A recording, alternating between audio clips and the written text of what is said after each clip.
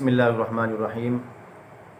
आज का जो मसला बयान हो रहा है वो ये है कि मैयत को ईसाल सवाब पहुँचाने के लिए पैसा सदका और खैरात किया जाए या मैयत की तरफ से क़ुरबानी की जाए। क़ुरबानी के दिनों में मैयत को ईसाल सवाब पहुँचाने के लिए पैसा सदका और खैरात करने से मुनासिब और बेहतर तरीका ये है, अफजल अमल ये है, अफजल तरीका ये है कि मैयत की तरफ से क़ुरबानी की जाए।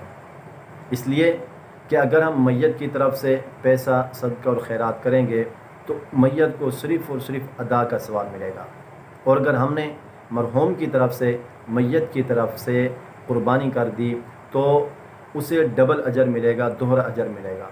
एक तो अदा का सवाब उसको सवाब मिलेगा, दूसरा उसे जो सवाब मिलेगा वो होगा फ़िदा का, यानी अदा और फ़िदा का ये डबल अजर हो गया, दोहरा अजर हो गया।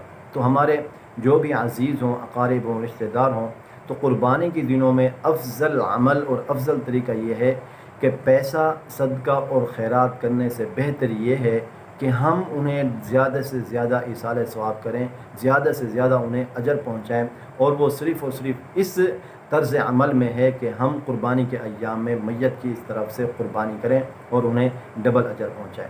तो आज की इस वीडियो में हमने ये मसला बयान किया कि क़ुरबानी के अय्याम में मैयत की तरफ से आया पैसा सदका और खैरात किया जाए या फिर मैयत की तरफ से क़ुरबानी की जाए।